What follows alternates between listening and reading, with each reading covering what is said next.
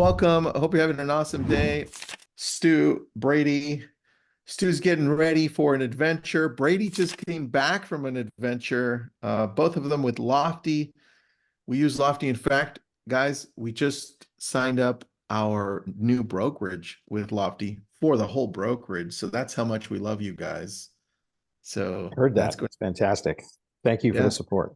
for product, guys. All right, today I wrote it down, ignite your referral network with the power of lender partnerships. Where do you guys want to start with that? And why is it an important topic to talk about?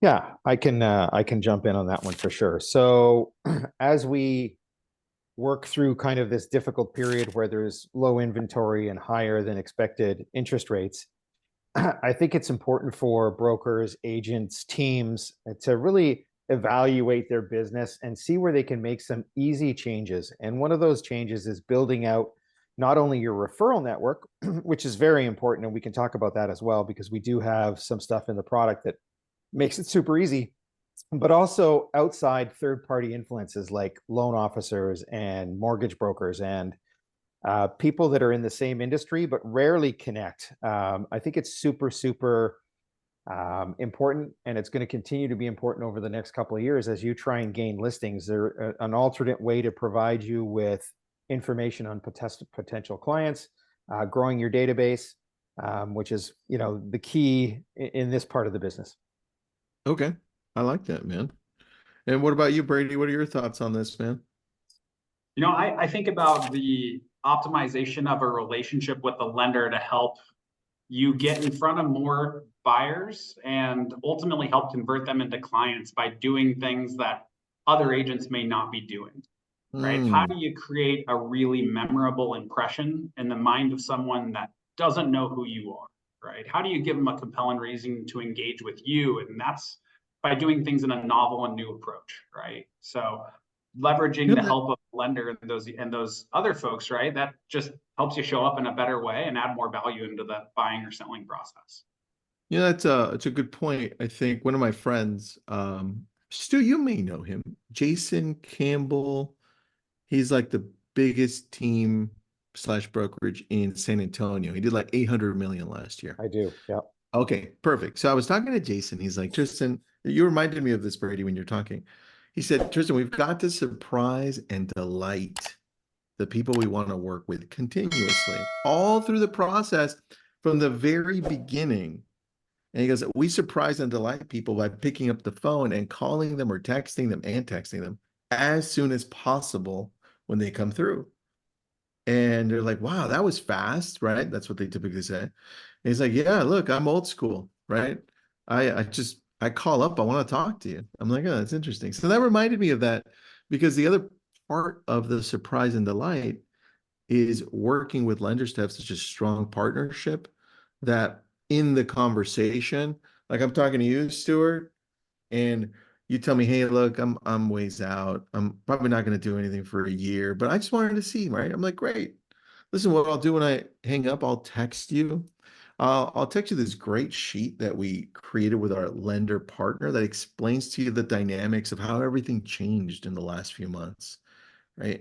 We'll send that over to you, take a look at it, and then we'll follow up and see how your home search is going. I think combining it together like that adds more value. And I think it's important.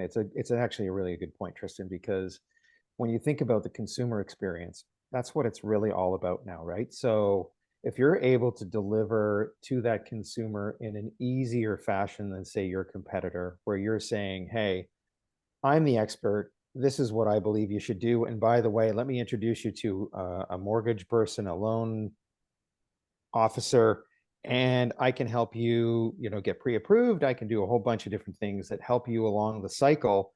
And when you're ready to pull the trigger, you can make that happen. So again, it's not just building out your agent referral network.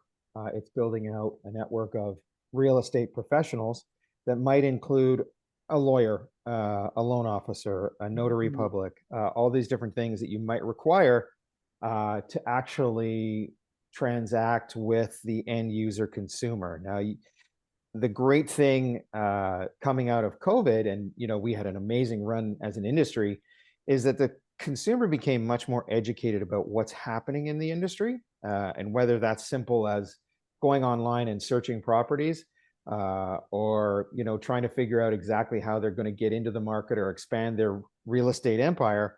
But one of the key parts of that is when they find a really good agent, that agent can deliver more tools, more expertise today than they were able to do 3 years ago.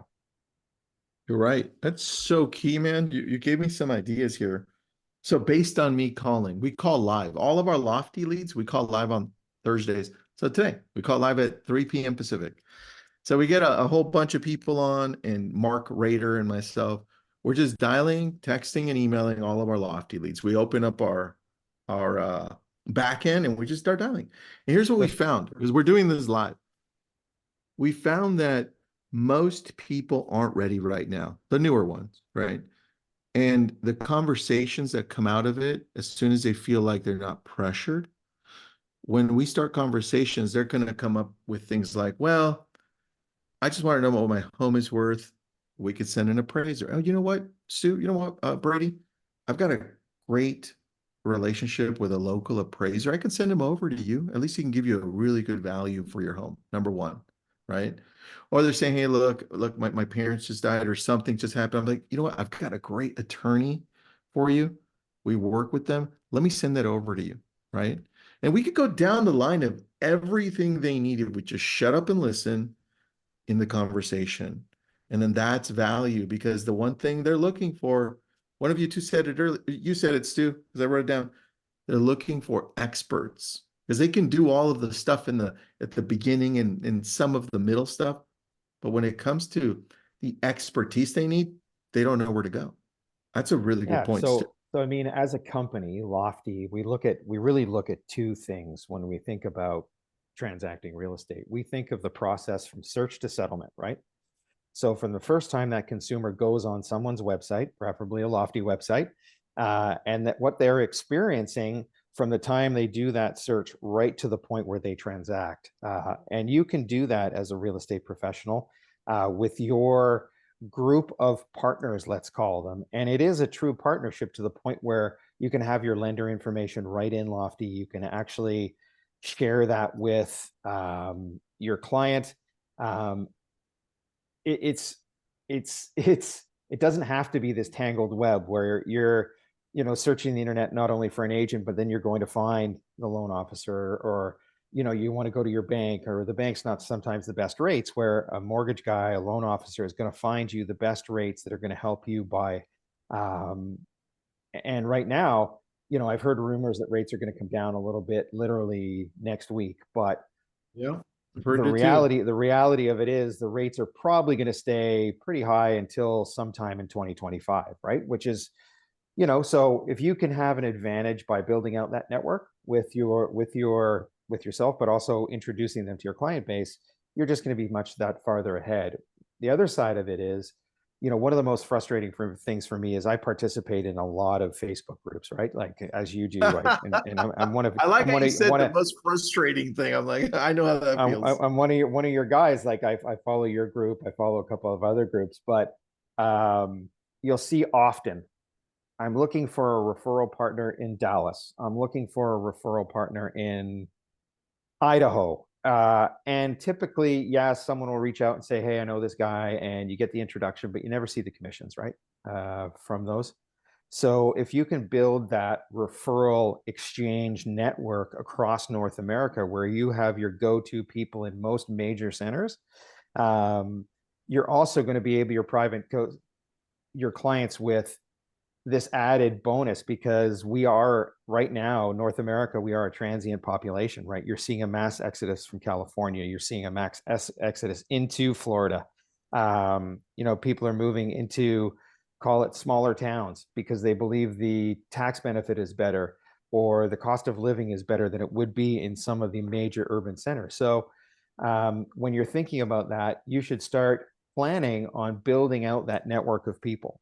So mortgage brokers, loan officers, partner realtors, that you establish those relationships before we get back to the times that we had a couple of years ago, where there's lots of activity, there's lots of movement. So, you should be planning, you've probably seen me speak on this before, Tristan, is that, you should have your 2025 goals started on now, right? It's September, got a quarter left to jump into 2025. We've got some good news coming. But Yep. part of that plan should be, how do I build my network of people out? That is key, man. I really like that. And so when we're building out, let's talk about integrating both the idea of this network and then the tech part of this, like with Lofty. Brady, where would this live Sure. technically in Lofty? I think about it with Lofty in two perspectives. The first is when a visitor hits your website, what are you going to do to help promote your partnerships on that site, right? And a lot of folks have a button up at the top of the site that could say something like, click here to get pre-qualified, right? Or my lender partner, right? Whatever you want, you should have a way to drive traffic to your lenders right from the front end of your website. So people that are looking at inventory can hop over and interact with your lender. And now you have the ability to convert them from your Lofty website, and your lender can simultaneously help engage and follow up with that lead while helping to cement your reputation, right? It should be a bilateral approach in terms of attacking that relationship from the lending angle as well as the, hey, what are you looking for in your next home, right, as an agent. So that would be step number one.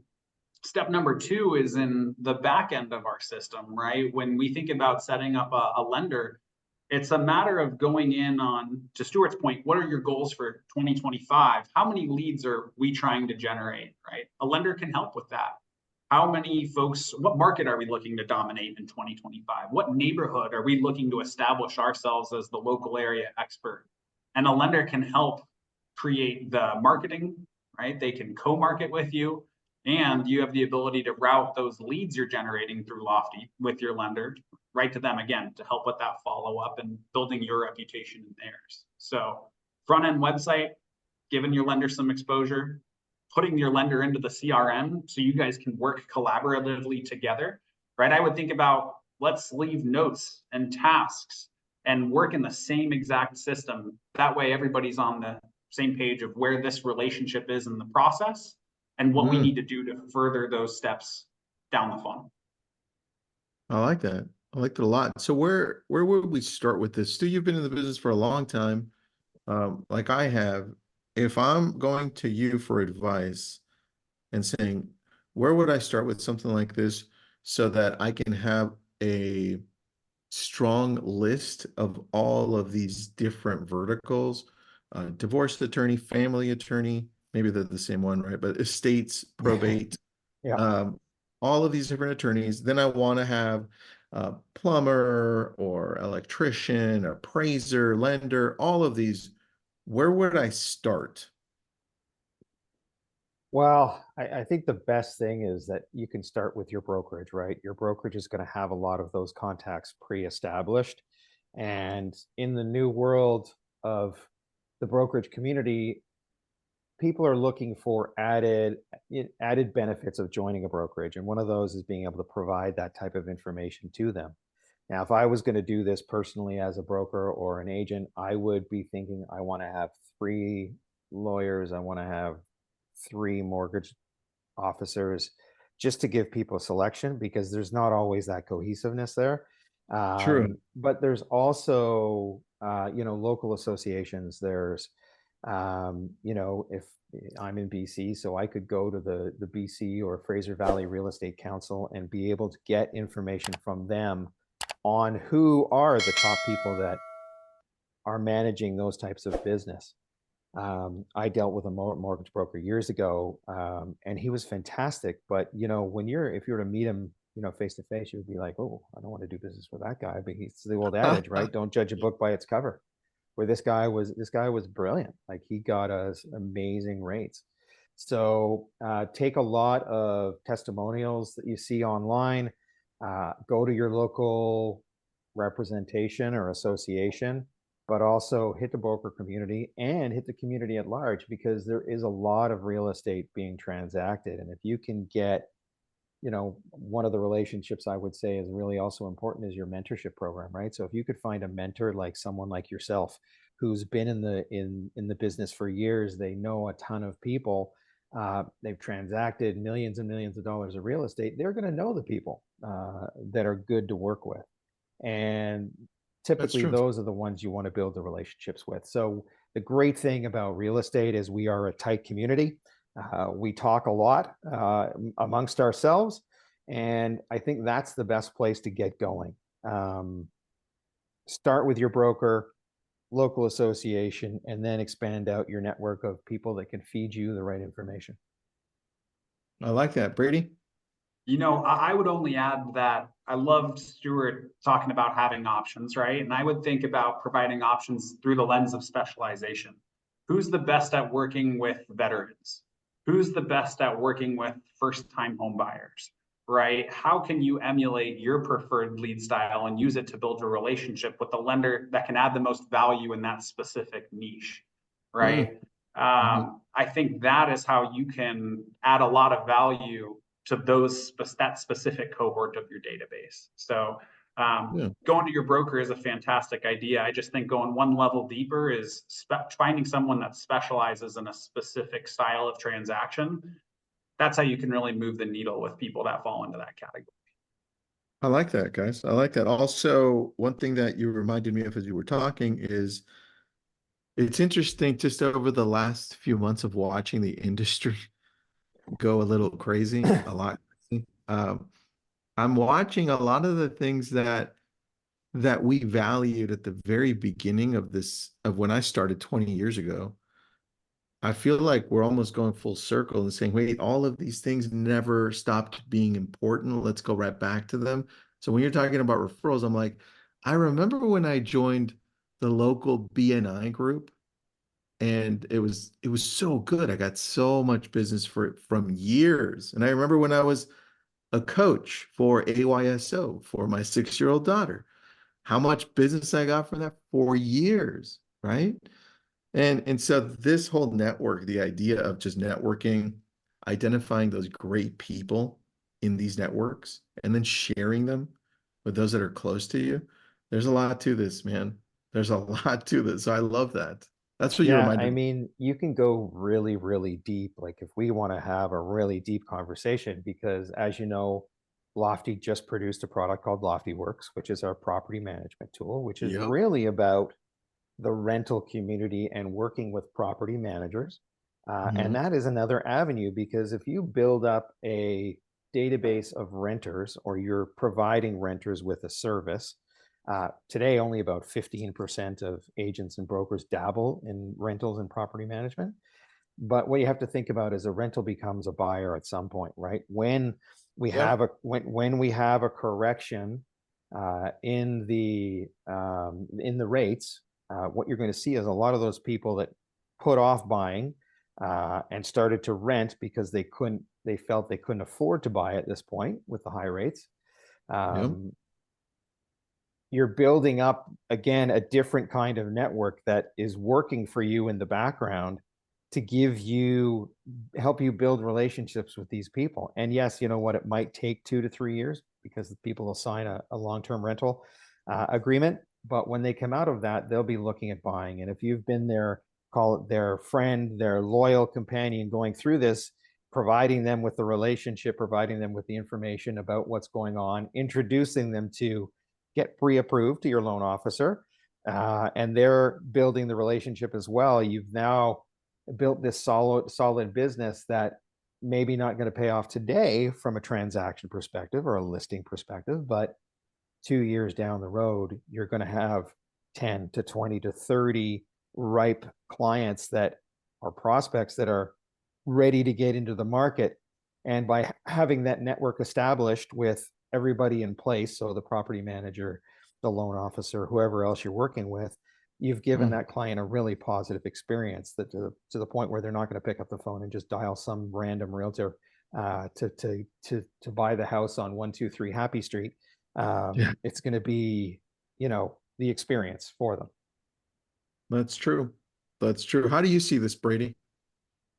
To echo what Stuart had said. I think it's really easy to get lost in the I need to work with buyers and I need to work with sellers, right? And I think the challenge is to change that narrative to delineating between homeowners and renters, and then creating campaigns and follow-up strategies that are personalized to each of that style of lead type. I don't really believe that there's buyers and sellers anymore. It's much more along the lines of somebody that already owns a property and is looking to sell and buy another one, or someone that's looking to leave that phase of renting and enter into the homeowner stream for the first time, right? And then how can you involve a lender to help nurture and engage that relationship, right? If somebody's renting for the next 3 years, well, we as agents should be staying top of mind, but the lender should also be staying top of mind, poised to engage when the interest rates tick lower, or if we identify that that lead is now entering a different phase of the search process. So I would just challenge everybody to approach their database a little differently than I need more buyers and more sellers, as I need to find out who's renting and who's a homeowner, and then I need to market and engage with those folks differently. You know, as you guys were talking, I'm thinking it's interesting how over the process of the real estate industry being introduced to technology, right? I would say like 2005-ish when it started growing, and then boom, it blew up. You got the big boys coming in, the big girls, homes.com and realtor.com and Zillow, and then all of these referral companies. I think what happened is we were we forgot how to manage our database, and we went from relational to transactional because the amount of leads we could get and sort through and determine which ones were ready now, and kind of almost pushing the rest to the side. And we got really good at the bottom ones, but we got so bad at the rest of them. And you guys are just reminding me of how important it is for the rest, because it's in our face right now, right after this NAR settlement, right? It's like, wait, like Brady said, like this is really long term. And the homeowner, to your point, Brady, the homeowner is now nationally living in their home for 11 years. In LA, it's 18 years, dude. They're never moving. It's crazy, right? And that means that we have to find a different way, the old way, like the Flintstones, right? Flintstones way, in connecting in such a way that they know that we care about them. And this right here that you're telling me puts it right in the middle of it. It's like, hey, we know this, we've got this. Oh, you know what? Yeah, we got you here. It changes the way we do business. And I like it. You know, Tristan, that reminds me of a part of Lofty that we created specifically to help with these homeowners, and that's the Lofty home reports. What we do is automate not just the value of their home and communication to a homeowner, but we also want to help provide ongoing education into how much equity they have in their property, right? Home valuations are important, but people usually think about those as I go onto a website and I find out what it is on a static basis, right? But we can help differentiate an agent as well as a lender in the process by saying, hey, let me deliver every month a quick update on what we think the value of your home is. But we're also going to try and shine a light on what kind of money you have in that property, because that's how you can start to engage the maybe I want to buy a vacation home. Maybe I can't buy another property in LA, but I want to buy something out of state, right? So leveraging that information is another way to differentiate yourself as an agent, and also work with the lender, but really just come off as I'm here to provide value. I'm not here to try and sell you anything or, go for that transaction. Now, to your point, Tristan, where you said, we forget about our database or we don't work our database properly. The thing about a consumer or someone who owns a home is their situation is changing day to day. So if I look at myself, right, I use myself as an example often, right? I bought a home back in the early 2000s. That home has increased. The equity in that house has grown substantially based on the market I live in. But my situation's also changed, right? So I had 2 kids. They both moved out of the house. And now we're 2 people living in a house that we use about a quarter of it on a daily basis, right? So we are now at the point where we are ready to possibly take some equity out of the home, downsize, move to a vacation property, invest in some rental properties to increase my portfolio. So this is Okay. all kind of the concept of now where a realtor has to be better. You have to think about revisiting the conversation you had 7 years ago with someone, because in 7 years, the conversation completely changes. The wealth that has been created in real estate over the last 5 to 8 years has been phenomenal. $5 billion in equity build over that time period. So there's lots of money on the table, and people like myself who are kind of anxious for the rates to come down, because I'm dying to make that change, right? I want to make a certain change to better my life. And, we were talking about, cat skiing and paddling down a river. Well, part of that is, do I want to keep living in the city, or do I want to be out waking up with a coffee and, looking at the lake in the morning? And I would bet if you talk to 90% of people that are in the similar situation as myself, they would tell you the same story. So we have to be ready for all this kind of stuff.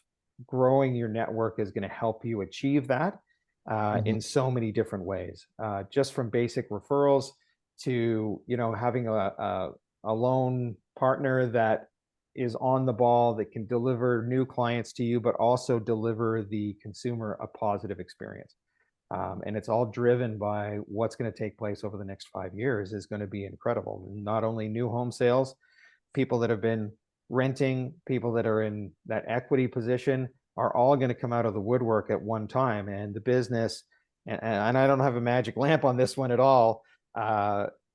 I've had some thoughts about it when interest rates are going to become to that point somewhere mid 2025, where I think we're going to really see a quick turn, and you're going to see a lot of that activity happen. And we have to be ready for that as a group of professionals, let's call it. I like that. Brady, anything in closing? I would only say that as we usually wrap up these meetings, right? We'd love to help anybody that isn't familiar with Lofty learn more about our system and what we can do to help you build your relationships and your networks and partner with folks like your lenders.